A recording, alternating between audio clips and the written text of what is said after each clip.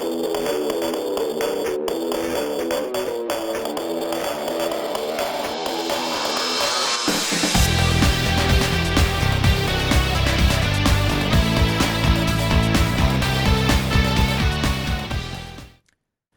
and welcome to this week's edition of Tech Interviews, and again it's another video version of the show. Of course, if you just listening on the audio stuff, you're not going to get to see me or this week's guest, so do pop over to our YouTube channel to take a look at the video version, because we're interested in your feedback as we do more of these kind of video shows. So anyway, it's a brand new series, it's a new set of shows. We've got some really good content coming up over the next few episodes for you, but we're kicking off with a fast developing technology area, something that I'm keen to find out a little bit more about. And it's this kind of idea of cognitive AI, the kind of AI assistant that I think we're all becoming increasingly familiar with when we're engaging with different sized businesses, different organizations.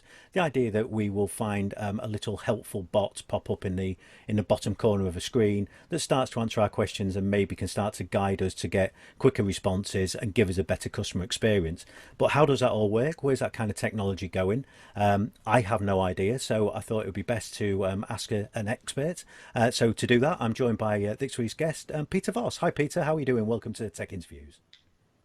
Great. Yeah, thank you for having me on the show. No, real pleasure. So, well, look, Peter, before we get started, why don't we jump in with a little bit of an introduction? So why don't you tell us a little bit about who you are, a little bit about your background, and of course, a little bit about your company and what they do as well.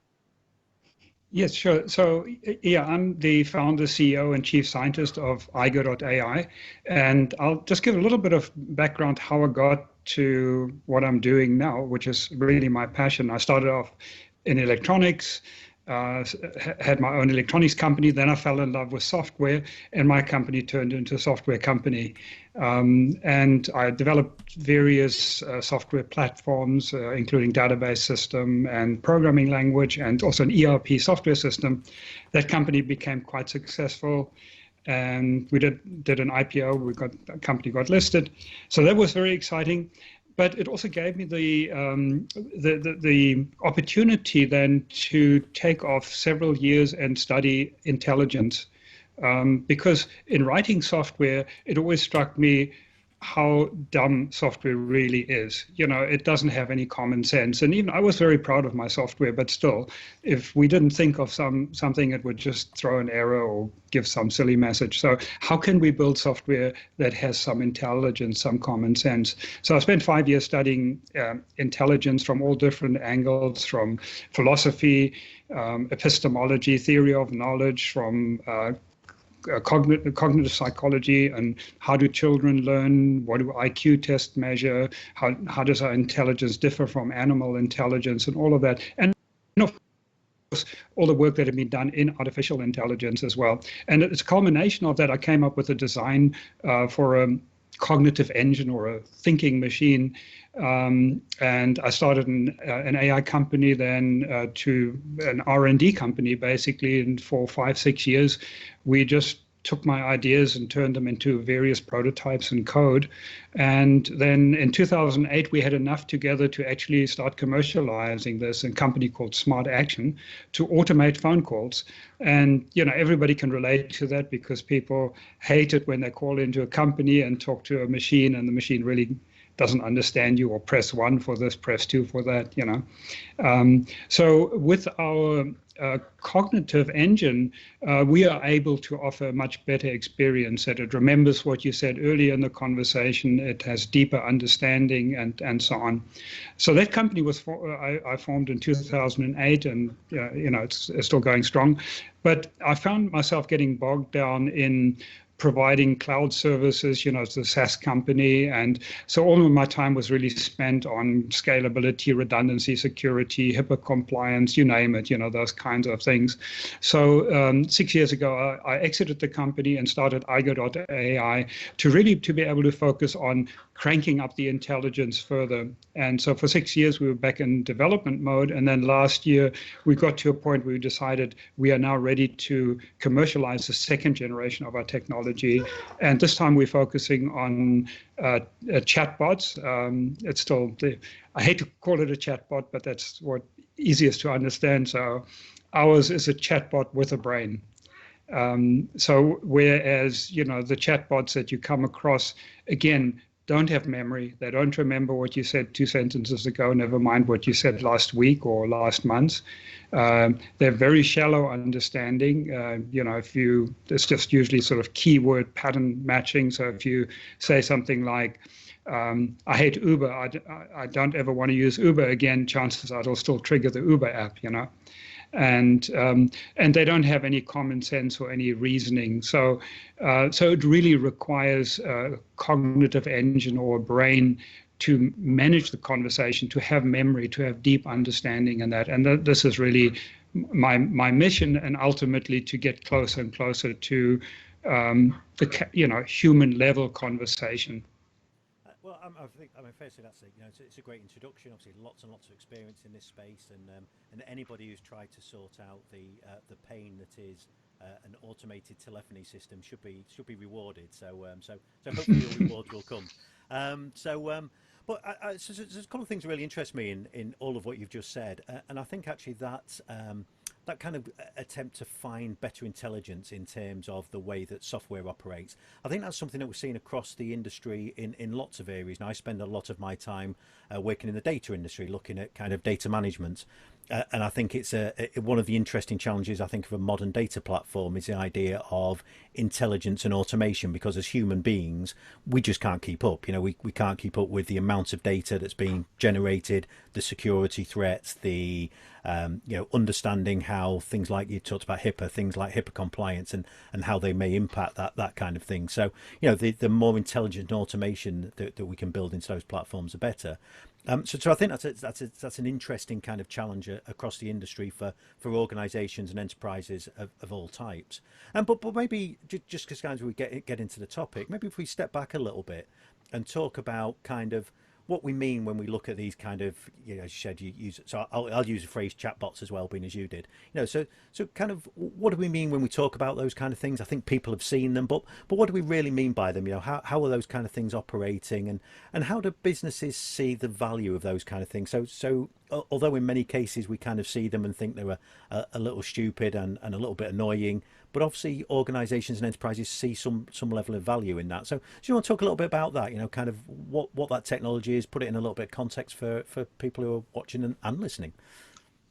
Right. So I think what we're hearing in the marketplace is that companies are increasingly understanding what the limitations are of the sort of current technology that most people are using. And let me expand a little bit on what that is, because the current technology that most companies are implementing are chatbots without a brain. They basically consist of two things. And let me kind of go a little bit off topic here, just to give a bit more context. DARPA recently, well, about 2 years ago or so, gave some presentations talking about the third wave of AI. So they talk about 3 waves of AI. The first wave is basically what's also called good old-fashioned AI. So it's sort of expert systems, formal logic, there's the stuff that's been going on in AI for decades. And then the second wave really hit us like a tsunami about 7-8 years ago, when deep learning, machine learning, really, when people figured out how they could use massive amounts of data and massive amounts of computing power to do really, really useful things.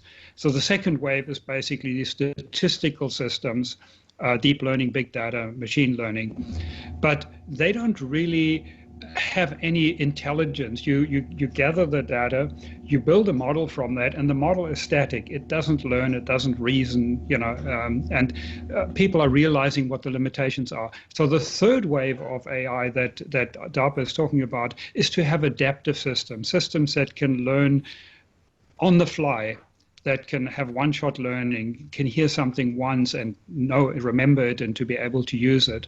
That have deep understanding and so on. And that's sort of, we really not, our company has been focusing on that for the last, 15 plus years. but it's really not in the mainstream yet, these sort of cognitive architectures, cognitive systems. So giving that background, basically pretty much all the chatbots that you see out there being used by big companies are a combination of first and second wave. They basically build a big categorizer. So if you say blah, blah, blah, umbrella, then it'll trigger the weather app. And it's basically sort of just a pattern matching, and it's intent categorization. So it just says, what do we think this person actually wants? And it triggers one of whatever, 20 or 200 possibilities. And then for that possibility, so if you say, I hate Uber, and it triggers the Uber app, then it basically, then somebody wrote a little flowcharty type program that basically says, well, where do you want to go? How many people are going? Do you want Uber X? And that's really the extent of chatbot technology today. And if you just have a simple question, what's the weather, or give me Uber, if that's what you really want, and you can just follow a flow that captures the information you want, or it's a simple answer that it can give you like an FAQ, then that works perfectly well. What's my bank balance? If the system already knows who you are, yeah, sure, that can work very well. But we are coming across almost every large enterprise that we talk to are actually very disappointed with the engagement, the satisfaction of chatbots. That whether it's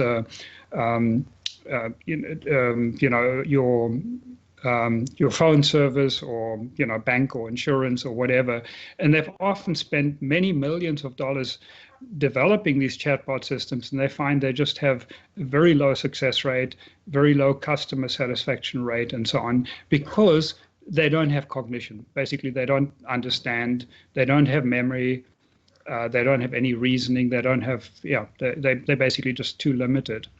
So that's kind of where we are right now. Yeah, can I ask, because I think that raises a really interesting point, because I think lots of people will invest in technology because it's kind of like the cool technology. So people will see chatbots as a good example of this, I guess. So they'll see them on a website and they'll think, that's a good idea, that could add some value to our organisation. But from the way you're describing it at the moment, because of a lot of the limits and maybe even the way that some of these chatbots are implemented, perhaps are implemented relatively poorly. Correct. Does it run a real risk for an enterprise if they make an investment like this but make a poor investment, that it actually devalues the whole thing and spoils the customer experience and the investment they've made?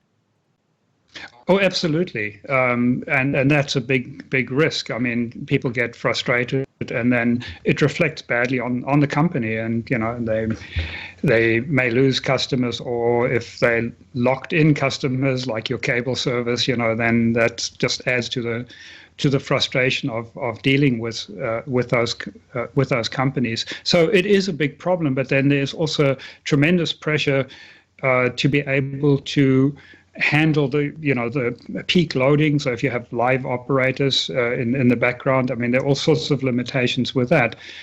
Performance can also be very sparty in terms of having good agents and not so good agents. You typically can't cover 24/7 long wait times that you have. You can't handle peak periods.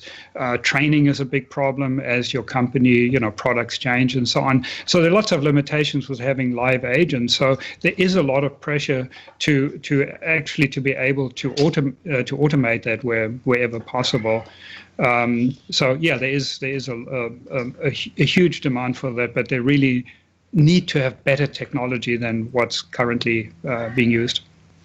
So why do you kind of touched on it a little bit, but maybe it's worth just for people listening to this who are kind of new to the topic. So why are, regardless of whether that technology is as well implemented as it could be, so what value are businesses and enterprises seeing in this kind of technology? What do they look at and think that actually this kind of investment would be worthwhile?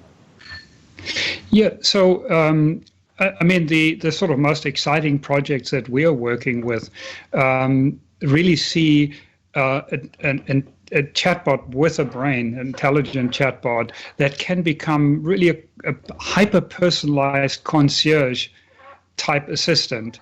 So, for example, if you're a retailer and you say sell a variety of gifts, then you can get to know the person the customer, you can get to know who they buy gifts for, on what occasions they buy them for, who the people are, and they can remind you, hey, your grandmother's birthday is coming up. Do you want to send chocolate again, or flowers, or whatever?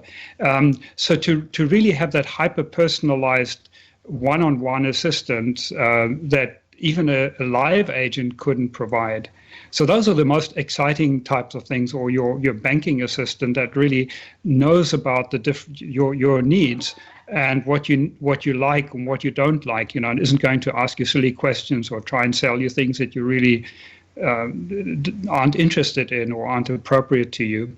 So that hyper personalized personal assistant, I think, is sort of really the goal that many of the enterprises are aspiring to. And do they see that as a way of giving a better customer experience?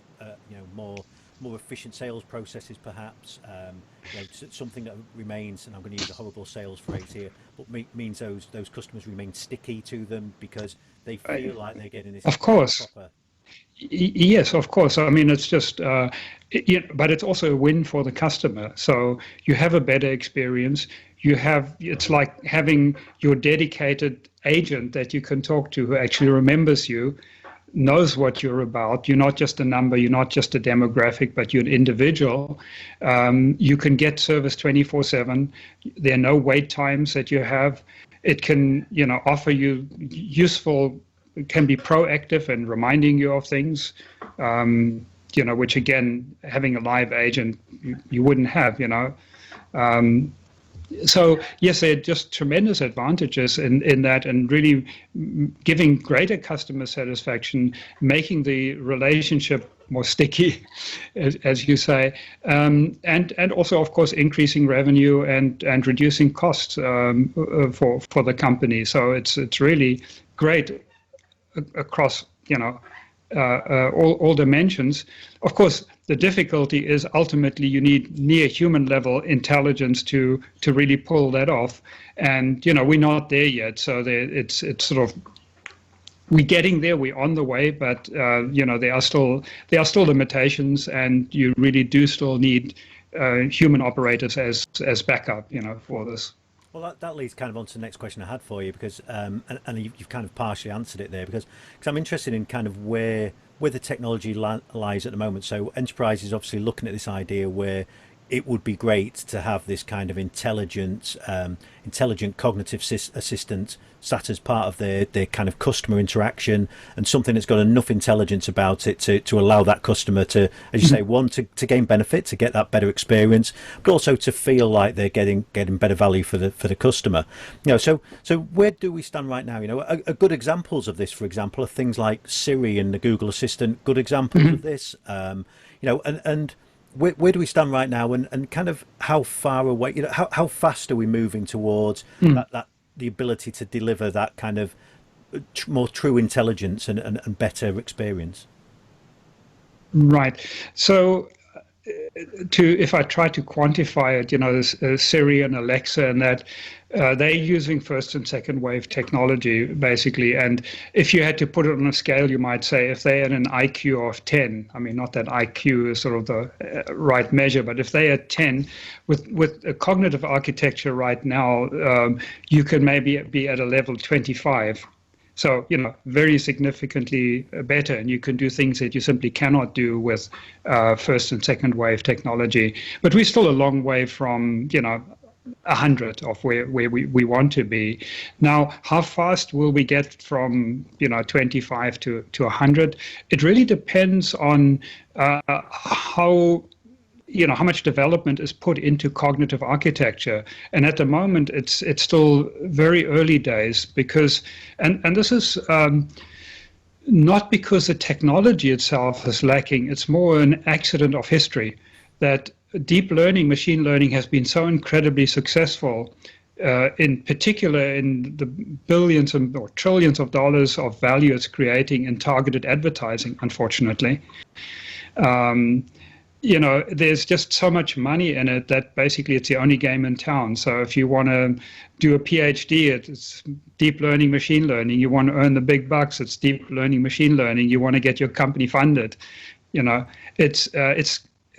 there's so much energy channeled into that specialized hardware and so on, that it's very difficult to change that dynamic. But people are increasingly understanding and acknowledging the limitations of deep learning, machine learning. That even the CEO of DeepMind, they employ 500-600 PhD level researchers in deep learning, machine learning. He says deep learning is an amazing technology, but it's definitely not enough to get us real intelligence, not by a long shot, he said. Now that's an amazing statement to come, from Demis Hassabis of DeepMind. So people are realizing that second wave, first wave, second wave isn't going to get us there, but the oil tanker is moving very slowly to say, okay, we've got to scrap everything. In fact, one of the other founding fathers of deep learning said we should throw it all away and start over. And I think but it's very difficult to do that for companies, Yeah, no, I think we see that across all of technology. We see that across all kinds of businesses, don't you? That there are often, without making political statements, I guess, but there are often competing interests. So where we might want to see technology evolve, there may be competing. The electric car and the gas, the oil companies, maybe they don't sit side by side perfectly. And I noticed, actually, having a look through your website while I was doing a little bit of research ahead of the call, you've written quite a few blog posts around that kind of topic, around kind of the ethics of AI and how we utilize it. So I'll make sure some links to those posts go into the show notes as well, because I think some really interesting reading in there. So obviously we talked a lot about the industry, and and for people who listen to this show, they know we try not to make it kind of a 25-30 minute advert for any company, but obviously you've seen some challenges in this space that's driven you to form aigo.ai to look at addressing some of those things. So as a company, what are some of the areas that you're focusing on? How are you trying to shift and improve this technology so that an enterprise making an investment is going to get more reward for that investment? Yeah. So, as I mentioned earlier, what we're finding as we're talking to large enterprises, that almost all of them have tried to implement chatbots, using the sort of off-the-shelf technology supplied by the big companies and also hundreds of smaller companies, and they find it wanting. That's often it's very disappointing. Many companies we come across have actually pulled the plug on it because it is counterproductive in terms of customer experience. So they are ready. They're very keen to find better technology that can service them better.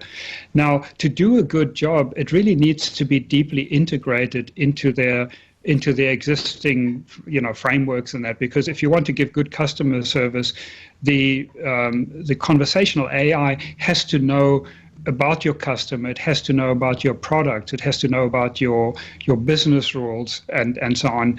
And it's not a trivial undertaking to train a system, to set up a system to do that. So there has to be some commitment to do that, to build the APIs, the integration, the ontologies that are required for it, and so on. But the rewards are, of course, very significant if you can get it right. So that's what we're seeing, and it's actually almost every enterprise we talk to is sort of at that place, where they really want to have better conversational AI, and the current systems that they've probably spent millions of dollars, and some of the big banks have literally hundreds of people working on these chatbots, and they don't, they have a very, very poor utilization and customer satisfaction. So the market is definitely ripe for better technology. And so how are you helping organizations to start to overcome some of that then? Because, obviously you guys are looking to do this differently. Is there a different approach that you take? Is this not just about technology? Correct. So we currently focusing on working with larger companies, and we take it on as a turnkey project where we basically help them with that integration, with the setup, with the ontology, implementing the business rules and integration and so on, to really make sure that the system overall works effectively. Now, in parallel, as a company, we are also building out our development tools, monitoring tools, and so on to basically build these ontologies and APIs and things, so that we can work with implementation partners, or that larger companies can do their own implementations. But right now, we're not quite there yet. The tools that we have are not slick enough, not sophisticated enough, to make it generally available. So that's why right now we are working with a relatively small number of large companies, and sort of white glove treatment, turnkey solution approach. Yes, so right now, kind of aigo.ai is very much it's not a company in development, to say, it's a company that's kind of, you're not in stealth, you're kind of out there in the market, but this Right. is very much you still developing and finding your feet in the same way that the industry is almost, but but having the skill sets and experience you have Correct. is almost Yeah. looking to find the right customers to help to drive the whole technology and whole approach forward. Correct. Yeah, we're still a relatively small company, but we have far more demand and interest than we can handle right now. So it's basically a question of how quickly we can scale the company without messing things up. So I've been through that a few times. So it's an exciting time to be. We have our product ready. We have our first few customers that are going live. Very exciting. So now it's about scaling the company and making the product available to a much wider range of customers and partners and OEMs. Well, before we wrap up, I kind of one more question for you, and it's something I'd like to ask when we're doing shows like this, where we're looking at something that's a little bit new, that maybe lots of enterprises are unsure about whether this would be the kind of thing that would be useful for them.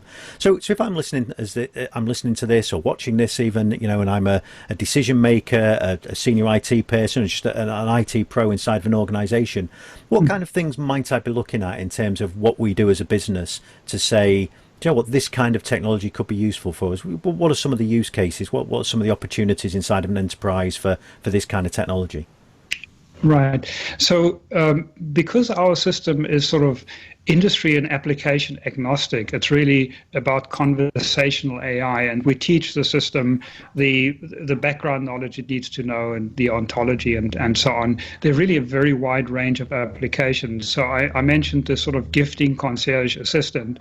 I mentioned banking assistant. So we're working with some banks with insurance. But also for diabetes management, for example, where people want to get better control of their diabetes, and they might have a human coach that they can speak to once a week. Now, with Aigo, it's a constant companion that can help you choose your meals and monitor your blood pressure and give you advice and so on. We have other applications. A company we're working with that does VR training of staff training of salespeople and HR people, where Aigo can then manage the conversation that you're having during your training session. We have other applications as a sales assistant, as a front end to software, in this case, Salesforce. Salespeople are notoriously bad at using Salesforce.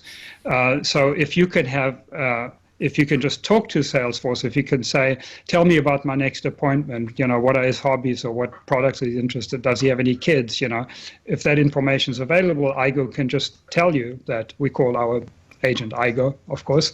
So an Igor can tell you, and when you're done with your sales call, you can just say, Igor, remind me next Tuesday to follow up, set this to high priority, send them brochure X, and let my boss know what's going on. So they're really a tremendous, and then robotics, of course, if you have a robot in a hospital or hotel, you want to be able to talk to it, go to the dispensary, pick up this order and deliver it there, or at a hotel, bring me a shower cap, and tomorrow morning I want, 2 eggs sunny side up, or whatever. So the tremendous number of applications, it's really for us to find the right fit, a company that's ready to to work with us. And yes, we are not bleeding edge, but leading edge technology. So not every company is going to be, big enterprise going to be comfortable working with this relatively new technology, though the technology has been around since 2008 in the call center, but still our company is young. So finding the right fit where the use case is right, there's enough, we can generate enough value, and the company is ready to go. It's an important enough problem that it has sponsorship at the highest level, because as you know, if it's just some little experimental project down in the trenches, usually it never sees the light of day because there are too many competing things and politics and whatnot going on in the company. Yeah, so, well, I mean, you said before, I think that it sounds as though the examples of what you can do with this kind of technology are almost endless. It's from automating repetitive tasks, better ways of interacting with technology. I think the Salesforce example is a good one. It's although maybe Salesforce need to ask some questions, and if everybody finds Salesforce so hard, but that's a whole different debate. But I think that and as you said, robotics, that ability for maybe to interact and to have intelligence that says go and do this, and then the next things you're going to do are these because you've learned it. I thought you get a great example right at the beginning with the kind of somebody managing medication. So instead of maybe just a once a week kind of appointment with somebody, maybe an appointment that's done like this, we're done over a video conferencing chat. It's that kind of consistent messaging and learning about the way that you operate and do things every day. So it sounds like an industry that's developing quickly. Even if there is some competing interests that don't want it to go as forward as fast as they may do. For people who are listening to this, so Peter, and are interested in whether kind of what you guys are doing is exactly right for them right now. And I know certainly on your site, and we mentioned those blog posts before, there's some interesting kind of background information for organisations maybe to start to build an idea of how they may be able to use this technology. But so for people who want to find out more about what you guys are doing, and maybe want to see if they can find you, is there a way to do that? Social media, whatever, a good way to follow you and find out what you're up to? Yes, certainly. Medium.com. Most of my articles are on Medium.com. So Peter Voss, Medium.com. You'll find them. Could also just email me, peter@aigo.ai, or on our website there's contact information. So number of ways. LinkedIn. So I've got to ask, you can find me in different places. When people contact you, is it actually just some cognitive AI in the background dealing with all of the requests, or is there a human interaction?